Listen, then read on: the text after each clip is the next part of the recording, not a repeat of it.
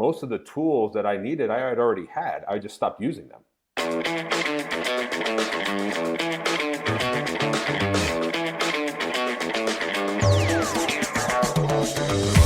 Hello there, it's me, Steve Mellor, and welcome in to GrowthReady, the podcast that allows high performers to reveal the reality behind what it means to ready yourself for growth, the personal and professional challenges along the growth journey, while also allowing the high-performance executive coach in me to satisfy his curiosity toward what drives optimal performance.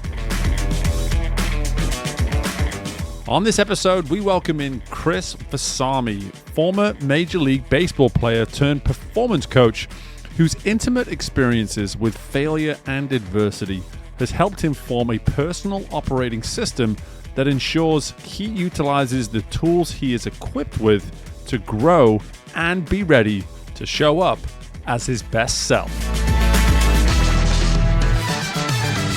Hello there, and welcome in to another episode of GrowthReady. I'm so excited to be welcoming in today Chris Vasami. Did I say your last name right, Chris? Did I get that right? Yeah, Vasami. Yeah. I'll put it down to my accent. Chris Vasami joins us on GrowthReady, and brother, before we go any further, I'd love to get an answer from you that I ask everybody to provide. And what does it mean to you to be growth ready?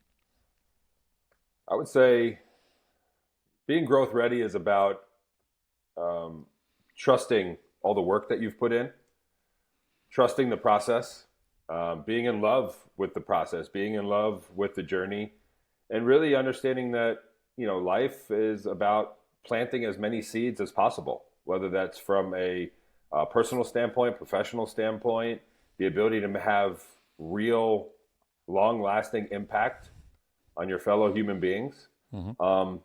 So just being able to take all the work that you've done and all the preparation you've had and be able to be ready for every opportunity that comes your way with an open mind, heart, and soul.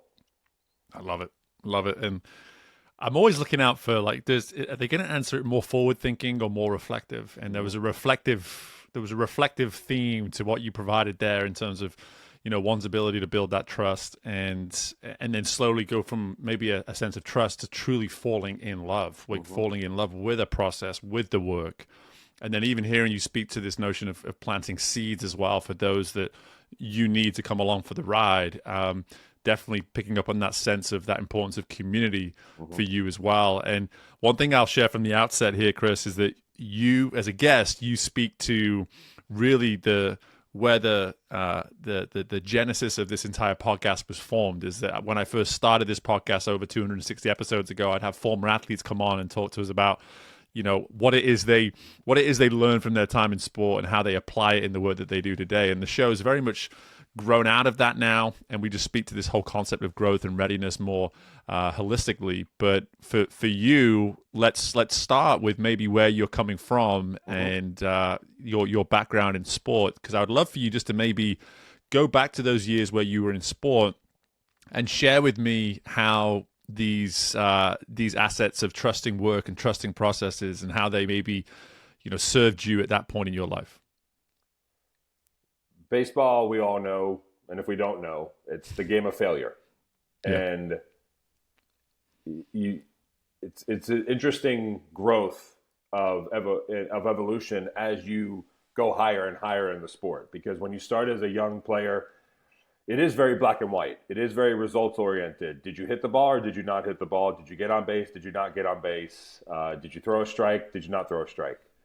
And then as you evolve and you become very good at those pieces of the game, well, as the level rises and as the competition gets better, that's when the failure really starts to set in. And so I always say the best baseball players are the best at failing. The ones who fail the best are actually the best players, because if you look at it in those singular moments, it can be the greatest, it can be the worst moment. But when you sit back and you have a bird's eye view of your last 10 at-bats, your last 10 games, your last 20 innings as a pitcher, we start to see the patterns of what you're doing and of your success. And so it's a very interesting and a unique thing where you can literally do everything perfect as a hitter, and you hit the ball, and it might be the best ball you've ever hit, and somebody catches it, and you're out. Mm-hmm. And so you start to learn that there are gray areas to the game. And you start to learn that there's really gray areas in life. And so you really, am I going to look at it from I just got out, or am I going to look at it that everything I did in preparation for that moment, that's really my success. And so being able to learn about the process and learning, that there's very few things that we actually have control of.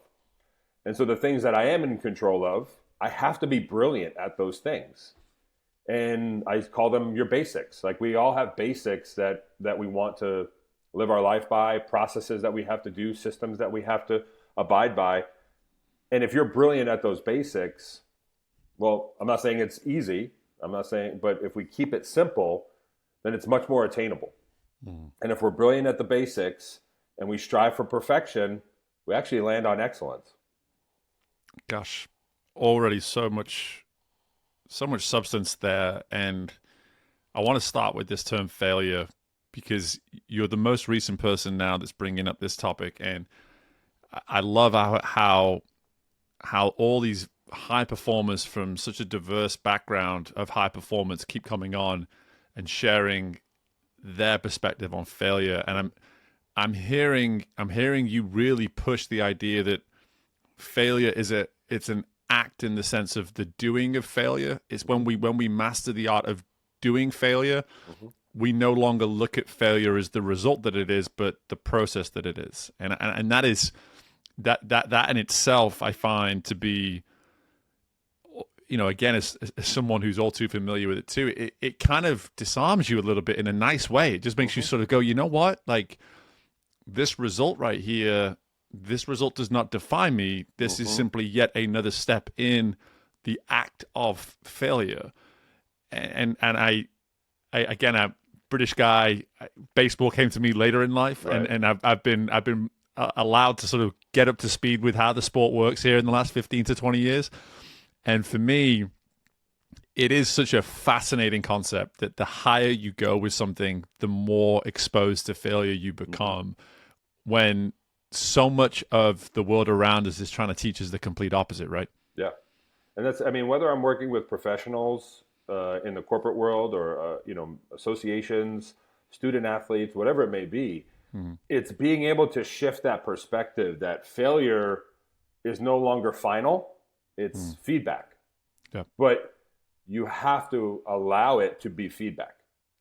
And that's where people start to separate themselves from a mental place, from an emotional place, from a perspective shifting place of, if your emotions are so attached to that result, well, yes, it's going to feel like it's the end of the world. It's going to feel so overwhelming that you won't even give yourself a chance to work through that process and get the feedback. Yeah. And so being able to, but you have to let it. And that's where, perspective and choice comes in, and being able to compartmentalize all these skills, then get to be put into use and taken out of your toolbox in the necessary moments. I love the way you frame it, of just allowing it, letting it, be this thing that is feedback as opposed to defining you. And I'm curious, when you look back at your story and your journey, how did you learn to do that better? I can't imagine that someone just told you that one day and it's just like, hey, Chris has got it figured out now. He knows how to allow, failure to be feedback. What did that process look like for you, just to simply get to a point of comfort where, and maybe you don't have comfort, maybe that's my bad for assuming, but in terms of at least better handling failure to where you can allow it to be the feedback that it is, like what did that journey look like for you? When did you maybe start working through that? It was in college. High school, I was an All-American. I hit over 500 almost every year. I think my last two, I was talking about this with an old teammate the other day. My last 2 years of high school, I struck out 3 times in 2 years. So you get this false sense of ego and this false sense of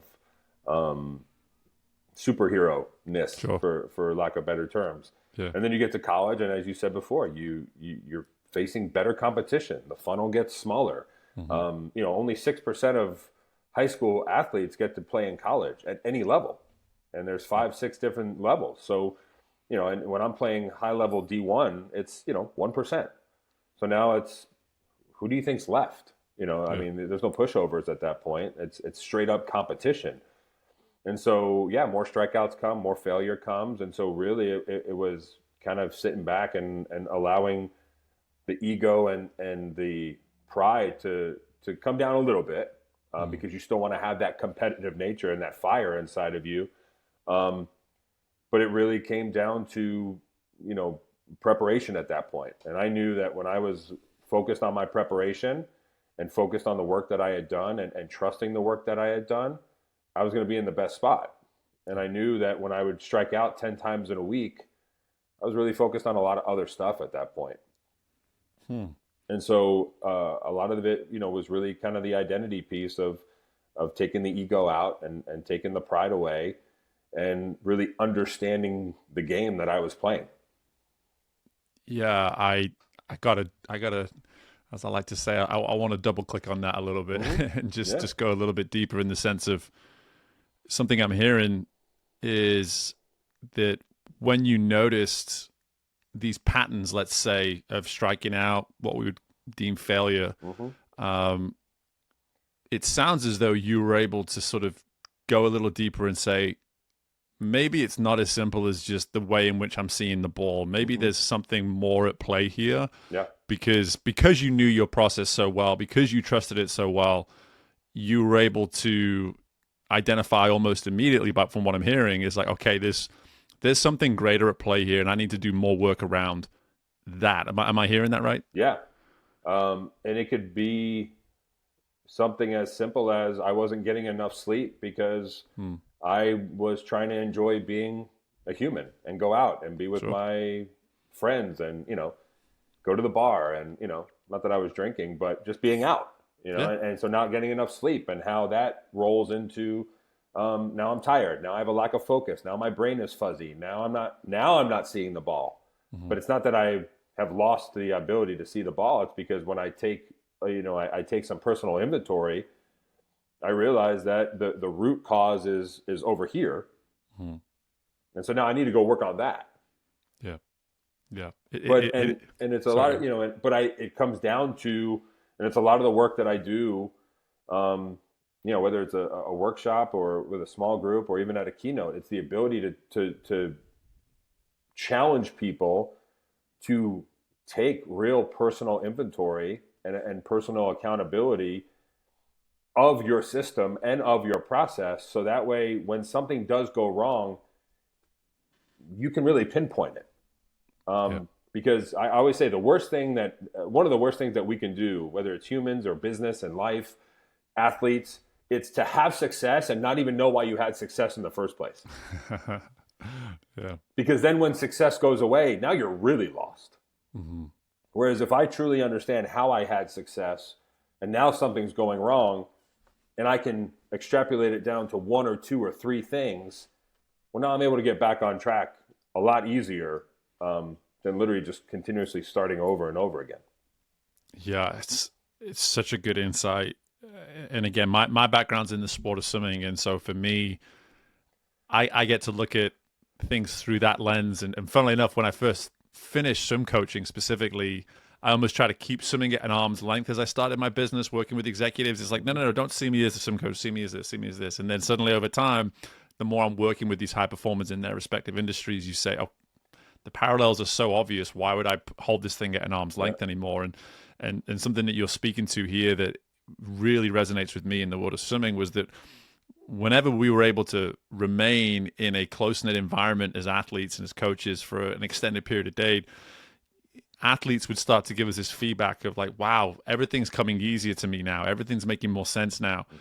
And I would always allude to it at the end of a 5-day, 7-day trip, like, well, your entire environment is being contained to everything that you need in order to perform at the best level. Absolutely. And then when we get outside of this environment, the noise comes in, the distractions come in, all these things. But that's human. That's the human experience. There's nothing you can do about it. You can't recreate this environment because this environment is almost it's almost unrealistic. It's false to an extent. However, to your point, the work that you're doing now to bring this into the here and now, the work that you're doing today, it's how can you challenge someone just to simply have that awareness? Like, hey, what are the boundaries I'm putting on my life? Am I putting any boundaries on my life? Maybe I don't. Maybe I welcome everything, and then I wonder why I don't really have any idea of what the heck my process even is, right?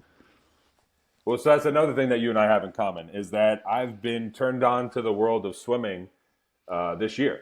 Nice. I've been doing work. I live in Charlotte, and so I've been doing work with the Queen's University swimming team. Very cool. And Jeff Dugdale, right? Jeff Dugdale, man. There you go. There you go. And so I was invited to be their speaker at their goal setting day. Awesome. And then and then I just worked with them, kind of the rest of the year. And it's interesting because, I talk about choosing hard, and I talk about creating that environment, where if I choose hard enough in those soft moments when I really don't need it, that's where I really build up that resiliency and that mental and physical and emotional armor, so that when hard does come my way, I'm a little bit more prepared for it, and I can recognize it.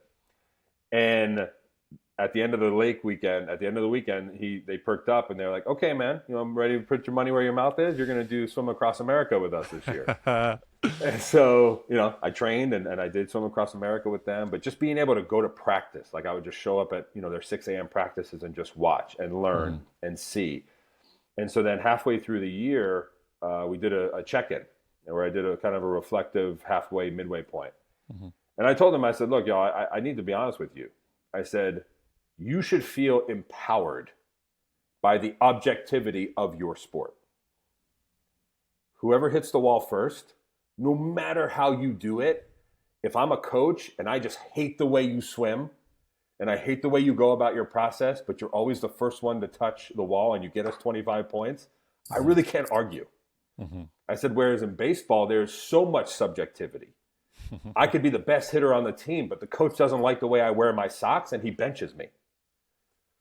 I said, so being able to have that idea in your head of whatever I do, if it makes me be my best and I can go win, like that should be an empowering thing. I said, now what's going to get in the way of that is some of the self-doubt and not having the process and not having the routine. So I remember that, there was this one female swimmer that came up to me and said, I feel great in practice. I swim fast in practice, and then I'm always slower in the meet. And so we basically went through this process of literally, we came to find out that 10 feet before she got to the block, that's when doubt crept in and anxiety crept in. And in a sport where seconds matter, just that little bit of tenseness and doubt can be the difference. So I said to her, I was like, what's one of the things that you think about, when you get up there? She's like, hit the wall hard. I go, well, cool. I said, well, if you have any doubt or anxiety, you ain't going to hit that wall hard. And that might be the difference. And so and so she said, well, how do I work on that? I said, well, you work on it when you don't need it. So now it's every day that you're in the pool, you're starting to rewire that brain. You're starting to rewire those thought patterns so that every time you're in the pool hitting the wall, like that's your only thought. When you're on the block, you're turning that doubt into fire. Yeah. And so now when it's crunch time, like you've put in so many reps already up to that point that like it should just feel like another rep. Yep. I wasn't expecting to have a swimming conversation with you. I'll be honest with you, brother, but there's so many parallels to, I hope people are listening and able to connect the dots with anything and everything that is in your world right now that involves performance of some kind. It can be a meeting. It can be how you converse with the person across from you. It can get so granular in terms of how we assess in the ways in which we perform. It can be the performance against yourself, one of my favorite things, the competitor within, and just looking in the mirror every day and how do I perform against the version of myself that I was yesterday. So much of what you're speaking to, Chris, is that same dialogue. At some point, we're all going to get within 10 steps or 10 seconds or whatever it is of that moment when we're going to be under the assessment, and we're going to be in some way assessed for how we perform. And for whatever reason, we're going to think something or do something that goes against allowing that performance to be peak performance, which I know is a term that you use and a term that you operate and do a lot of work around with today. And so I would love to shift there now in terms of, firstly, one of my, this is just the coach in me, always looking to make sure we're framing terms the way is true subjectively to the person that's speaking. When you say peak performance, because I'm sure we've spoken about it on the show before and people have different ways of defining it, specific to you, Chris, what does peak performance look like to you? There's a couple of different answers, but I would say from a general standpoint, being able to work in the capability and the capacity that you believe you can. So I always say, we use the analogy of the floor and the ceiling. Yeah. And the ceiling is what you're capable of doing. And the floor is what you consistently do with that capability.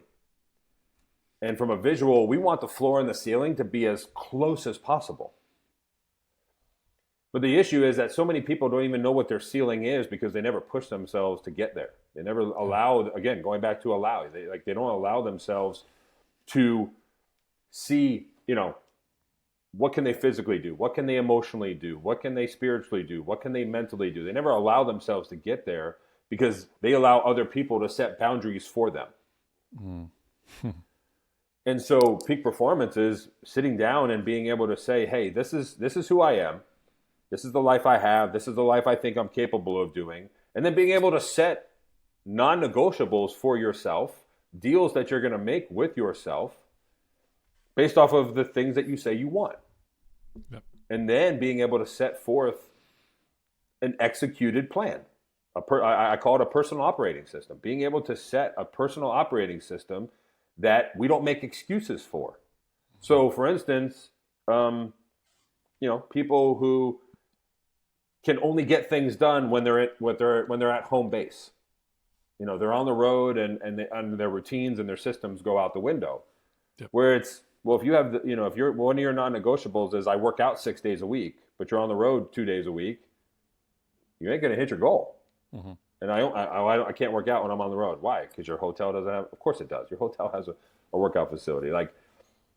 Just being able to help people reframe and take back that power, and have the courage to sit there and say, no, you know what? I'm going to figure out a way to do this, and then consistently break through, those plateaus, and be able to see what they're, what on a daily, from a daily perspective, what are they really capable of doing? Yep. And when they find those small wins on a daily basis and they really build that foundation, that's how the floor gets raised. And if the floor gets raised, the ceiling is going to get raised as well, too. Yeah. I love how you include the floor. It's so important. We don't talk about it enough. One of my favorite terms that I use with clients is, what's your minimum standard? And they say, do you mean the bare minimum? I'm like, no, I definitely don't mean that. Right. For me, what's your minimum standard to ensure that you're able to hit your optimal standard? And that's very much what you're speaking to here is, what if we raise the floor, we raise the ceiling. And I was almost ready to push back a little bit on your initial definition, simply because, you alluded to it being based around, what someone thinks they can do. Mm-hmm. But then as you started to articulate it more, you make it abundantly clear that so often we define that for ourselves incorrectly because we're too busy listening to what others maybe perceive that ceiling to be. And really that's where the work starts, right? I mean, I love how you use capability and capacity, because I think that takes into the physical and the mental, but then also the accountability piece of, the personal operating system that you speak to. Whenever I hear these kind of terms, I'm like, yep, it's okay to have one of those people. It's okay to be that, that reliant on a process and a method. That's fine. How do you think businesses get to where they get to? Exactly. They get to based on incredibly in-depth plans. When you start viewing the value of yourself the same way a CEO values their business, you'll be pretty amazed what you're willing to do when it comes to that investment of just to what you're just speaking to preparation right now, Chris. You're just talking to hey, are you willing to invest in the preparation that's required to be this version of yourself and achieve peak performance, right? Absolutely, because then it goes into character and ambition and integrity. Like, do you have the integrity and the character to hold true to the standards that you set for yourself? Yeah. I was on a group call, a couple months ago, and one of the, young gentlemen, probably 25, 26, he said, "Hey, I want to ask a question about, you talk about taking personal inventory. Well, when I sit down and I go to do it, I always get distracted and it doesn't get done." He goes, "Do you have any tips?" I said, "Sure." I said, "I have some tips." I said, "But I'm going to ask you a question back first." I said, "When's the last time you missed a meeting with your boss?" He goes, "Well, I would never miss a meeting with my boss." I said, "Then why are you okay missing a meeting with yourself?" Yep. Because of consequences. That's why. Because there are consequences to you missing a meeting with that boss. There's consequences to you not getting your work done in your professional setting. Well, if you don't hold yourself to the same standards in your personal life, that's why we're going to continuously have these disconnects. Yeah. I knew we were going to have a lot of alignment today on this conversation, but at this point, we're just using different words to say the same thing, which I love. Yeah. And so anyone that's tuning into this is getting a double dose, and I love it. And I think for me, what I'm hearing that I really hope people are hearing is you're worth the investment. Absolutely. You're worth the investment, and man, the really crappy part about that is that there's not enough people in your life that are going to take the time to tell you that either. That's, you alluded to it earlier, like that, other people are setting these boundaries for you. Man, if we're all just waiting to be told this, we're never gonna implement it. So just, we're telling you now, like, Well, we're no, telling and you now. especially because, the most interesting thing is that most people who are setting boundaries for us, they're not living that life anyway. Exactly. Like, they have so many boundaries around themselves to begin with. So it's not like they're setting boundaries for you and then they're going and living this unbelievable, life. Some are, of course, but for the most part, it's, a lot of people don't have that growth mindset. They won't allow themselves to have that growth mindset, again, because it goes back, it's cliche, but because it's uncomfortable. And, so it's so interesting you say that, because I was at a financial conference yesterday, and my keynote was titled, "The greatest asset in your company is yourself." So, like, if you're not investing in yourself, like, the company's going to plateau at some point. Or the company's not even going to, the company's just going to get rid of you. And then what? Yeah. And so, I use the idea of showing up for yourself. I use the idea of showing up for yourself every single day. And what does that look like? Humans, we just want to believe that we are above average. And if we're above average, then we can convince ourselves that we're elite. Well, if you take 7 days and divide it by 2, that's 3.5. Round up, 4. So we just think, well, if I show up 4 out of 7 days, I must be elite. Well, no, 4 divided by 7 is a 57%. You're failing. Yeah. 5, okay, even if I bump it up, 5 out of 7 is a 71%. Now you're a C student. Like, I bet you there's a ton of parents out there that if your kids came home with 71s, you'd be like, we're going to sit down and have a conversation. Yep. So, but I think the issue, going back to what you were saying before, is I think the issue is that people have these perfect visions in their head of what it's supposed to look like.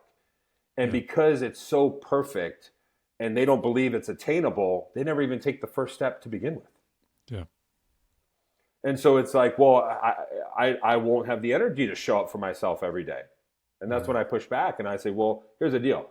If we had 7 glasses of water and water represented, 7 empty glasses and water represented our energy, it is unrealistic to think that every glass would be completely full every day. But the point is that no glass can be empty. Yep.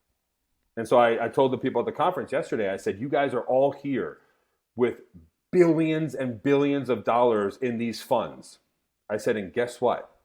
If we times it by 0, you'd have 0. So from a personal standpoint, we just can't have 0. We can't allow ourselves to start over, because at some point, waking up every Monday and saying, okay, this is the Monday. We do that 52 times and the year's over. Yeah. It's the desire to show up for ourselves, that is it's an outcome that comes over time. I just to kind of share my insight on that is, and again, maybe you disagree with me, but the ability to show up for yourself, that's almost not the start line. That's a result of this work. I think something I'm hearing, like, and again, just from my own experience, it's like, okay, when we decide we're going to create the personal operating system, and when we decide we're going to take that first step, we do so knowing at some point we're going to create more of a plan, more of a structure, probably more of an incentive more than anything, to where we start to truly show up for ourselves. And everything that you're saying to, the weekly averages and things like that really resonates with me. Is that I was having a conversation with one of my coaches just yesterday, actually, and just, at the end of the day, I I use a lot more swimming terms than I give myself credit for, I guess, at times, and one of them is maintaining momentum. Yeah. The sport of swimming it's a fascinating thing. When you just watch as a bystander, you're like, wow, they're producing so much speed. It's like, well, really all they're doing is maintaining momentum. The moment they hit the water from the dive, everything gets slower from that point onwards. And so it's the person that can actually put their body in the right position to maintain as much of that momentum as possible.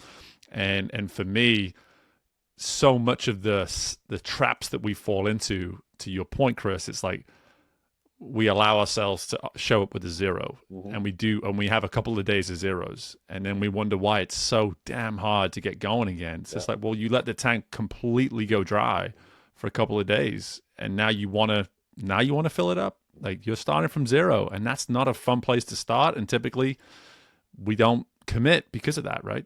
That's exactly right. Look, it's another way of saying the same thing, just in a different way. Yeah. I tell people, give me motion before emotion. Yeah, I love that. And because, and again, I'm not saying your emotions aren't valid, but the emotions and those emotions are already holding you back.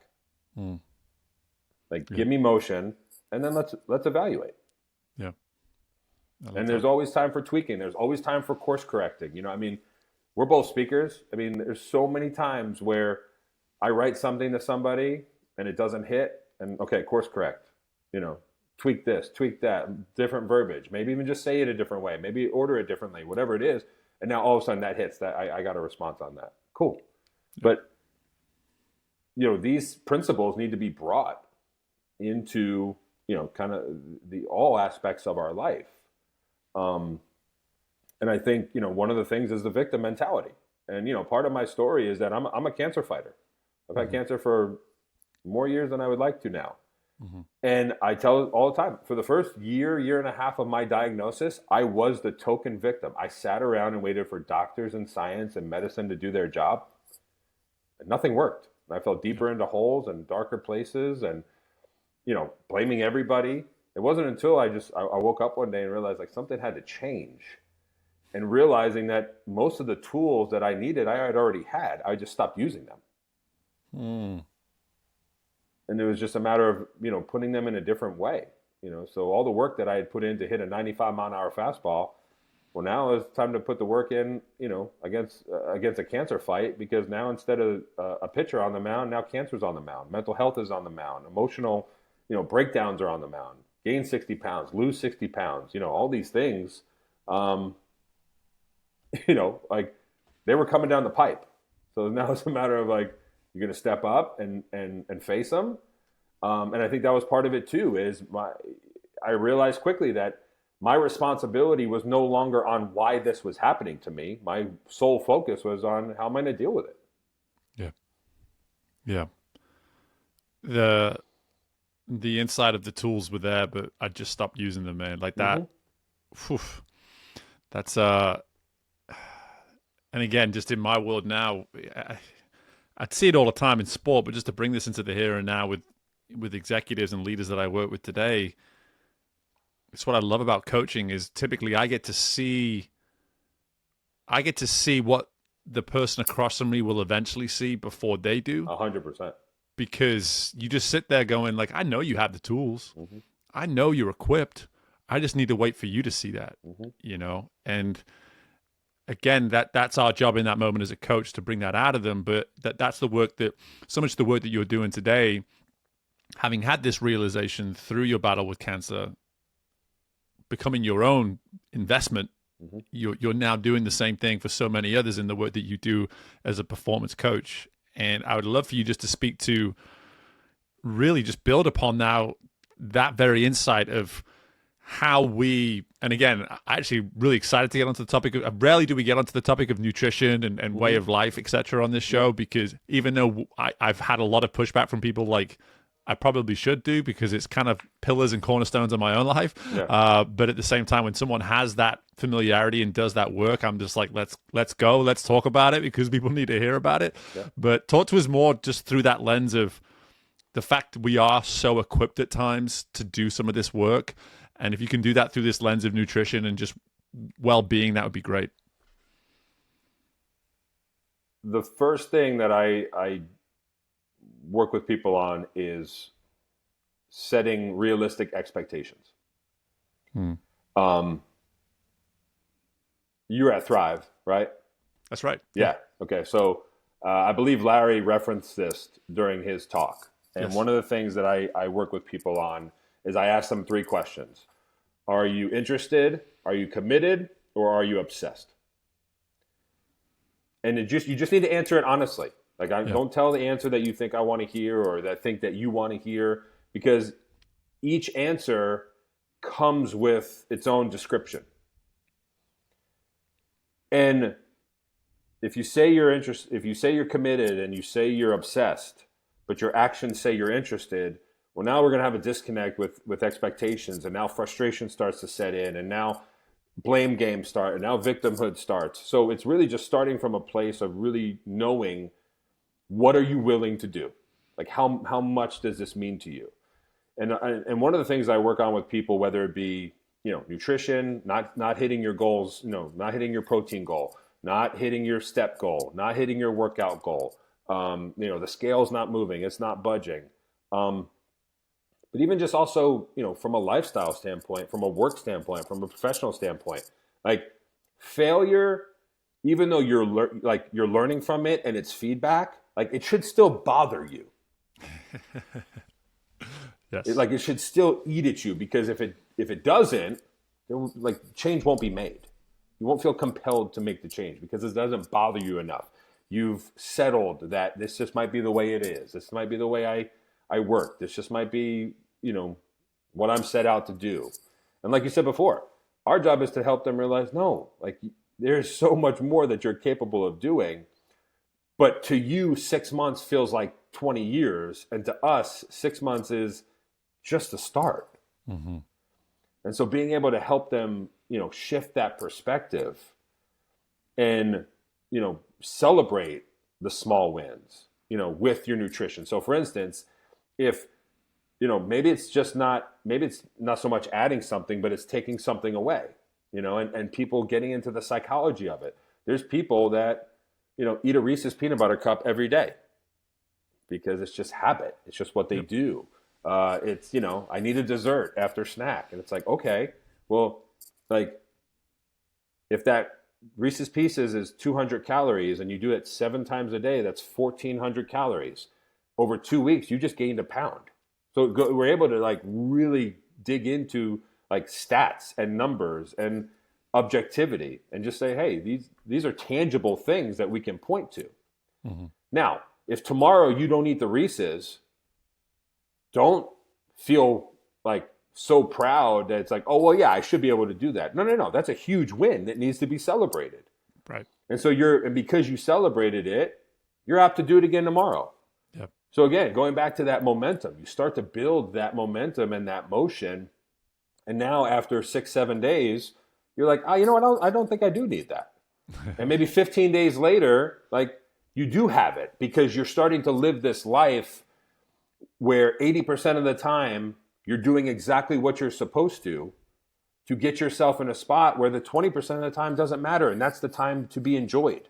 Mm-hmm. People say to me all the time, I'm not going to stop drinking. I said, cool, I didn't ask you to. Mm-hmm. But we just need to know where it fits in the puzzle. Right. And so for some people, we're taking away from a nutrition standpoint. Most people are way under proteined. And so if you teach them, hey, protein builds muscle. Muscle is now the new organ of longevity. So if you don't have enough protein, you can't build enough muscle. Like we want to break it down into those simple forms for people so that they can really wrap their head around it, and don't make it so complex. Yep. And if we can do that with other parts of their life as well, hey, you always say that you're busy. You always say things get in the way. Have you tried going to bed? Have you tried waking up at 5 a.m.? Well, I could never do that. Well, why not? Well, I can't go to bed, that early. Okay, why not? And what you come to realize is people really, they have anxiety with the idea of going to bed at 9 o'clock at night because they feel like they're going to miss something. Mm-hmm. Or put your phone down. Like, you're not missing anything. What about the next scroll? What about the next TV show? What about the next deal? What about the next sale? Like, they have this. So when you really start to ask the questions, and it goes back to, I'm sure you're the same way, like human connection, being able to connect with people and have conversation and come from places of empathy and sympathy and real understanding of like the human experience. Mm-hmm. People will open up.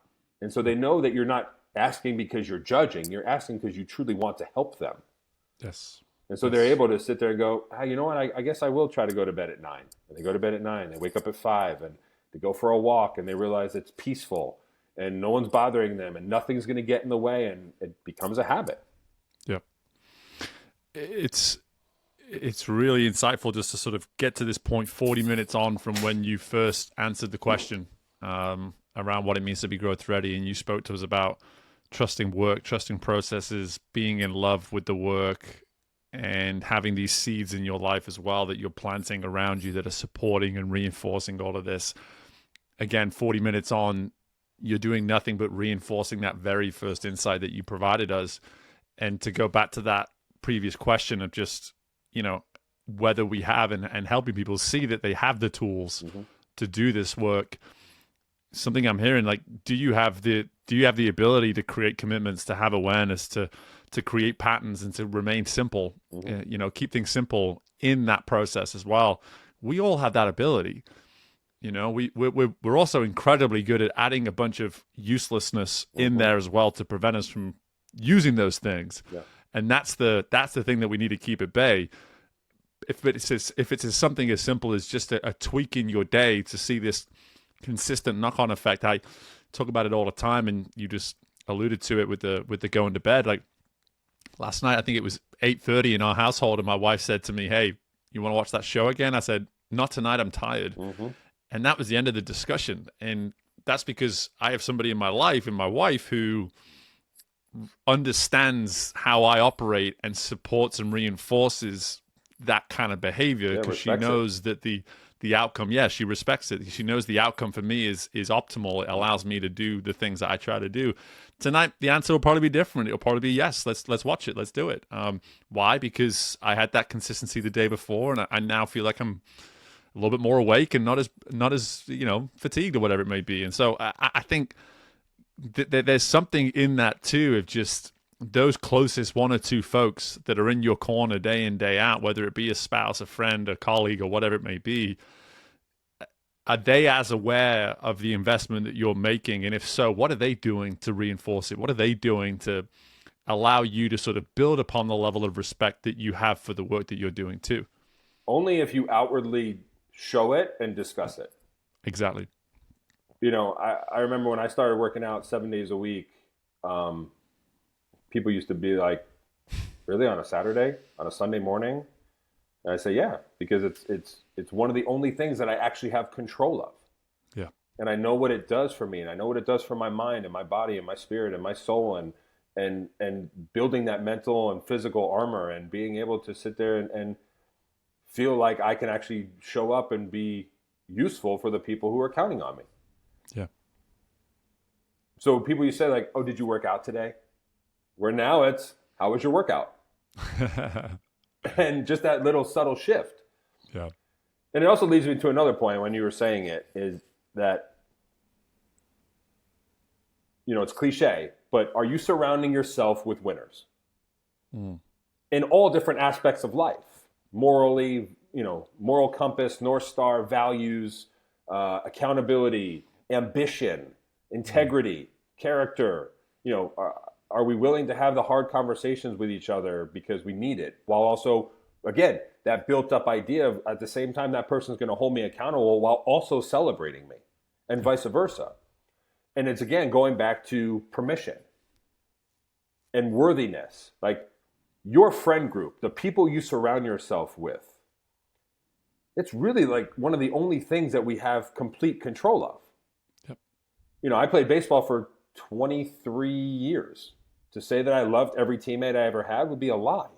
Mm-hmm. But the idea was, you know, as long as we were on the same idea, as long as we were on the same page in terms of where we were going and hard work and ethic and trying to win a championship, then all is well. But out of the locker room, off the field, you're surrounding yourself with the people that know what you're striving for and are going to help you and support you and keep you accountable. And I tell people, you have permission to vet that group as often as you would like. Because at the end of the day, growth comes with goodbyes. Yep. And we have to be okay with that. Growth comes with goodbyes in every single sense. I love that. It's there's the personal, relational side of it.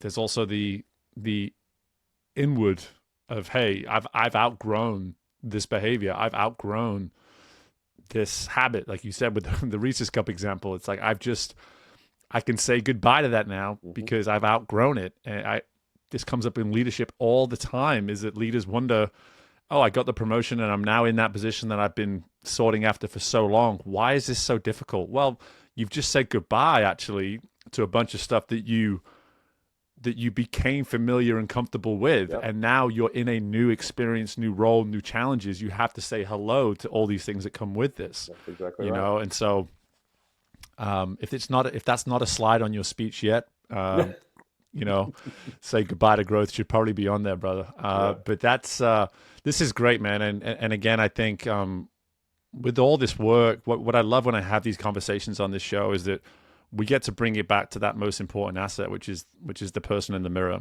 We get to look at ourselves and just say, hey, how serious am I? I heard Larry say it from the main stage. Larry Long Jr., shout out. You have to let him know that he's on this. His ears are probably burning right now. Yeah. But I'll see him on Friday.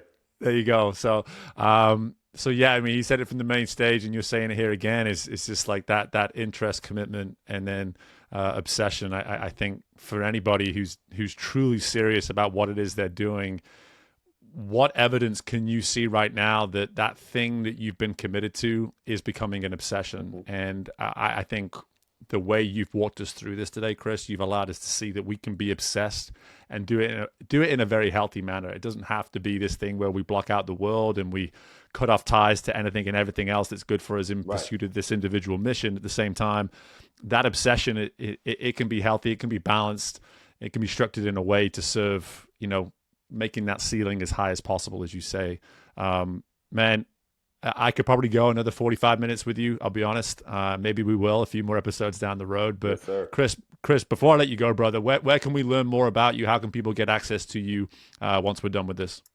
So I'm actually in the middle of building and revamping my speaking website. So when that comes out, I'll be able to share it with everybody. But for now, you can find me on Instagram at Chris Vasami, Vasami. Hit me up on LinkedIn. Always willing to connect and have a conversation and see how we can support each other. Absolutely. Yep. I'm a follower of yours, and I encourage people to, if you want more of this on a daily deposit format, I definitely encourage you to go give Chris a follow. Otherwise, brother, I really appreciate the time. This was a great experience, and just best of luck with everything moving forwards, man. You too, brother. Looking forward to seeing where everything takes you, my man. Thanks.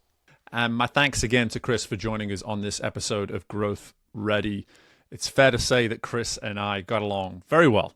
And as I think about the entire conversation, there's a variety of insights that I would be happy to go into in more detail. But the one topic that I really want you to take away is that on tools.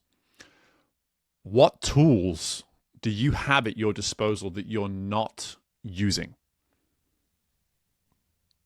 We have the ability to do certain things when it comes to being consistent, when it comes to creating routine, when it comes to having the right habits, when it comes to having a greater awareness, keeping things simple. We have the ability to do these things. And so often we allow noise and ideas of others to come in, or interferences within our day to come in and prevent us from implementing the tools that we have. When we take the time to acknowledge that we're not utilizing what we've been equipped with to the best of our ability, we suddenly get more serious about the work that's required to see growth. You have the tools. But if you're not doing these internal audits of how well you're using these tools, good luck on optimizing how well you use them. So take the time, reflect, ask yourself, what assets, what tools do I have within me that are going unused? And what would a simple step in the days and weeks to come look like to better utilizing at least maybe just one of these tools to see some initial traction and create some momentum around how to better utilize this asset that you have at your disposal to achieve more growth?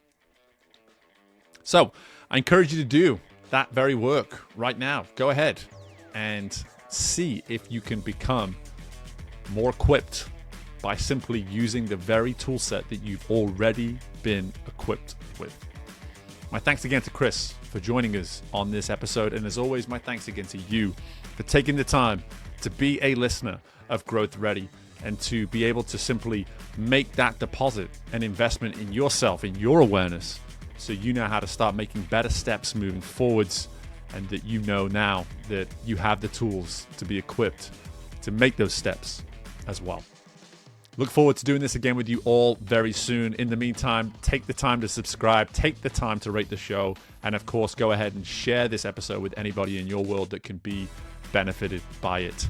Best of luck with anything and everything going on in your worlds, and I look forward to doing this again with you very soon. Bye.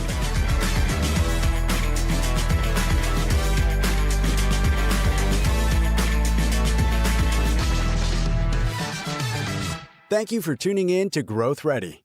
If you liked what you heard and are feeling ready to grow, be sure to leave a 5-star rating, subscribe to the show, and share the episode with someone you know is ready to fuel their growth journey today. We love our community, so don't hesitate to reach out to us at podcast@growthready.com. And until next time, we are Growth Ready, and you will be too.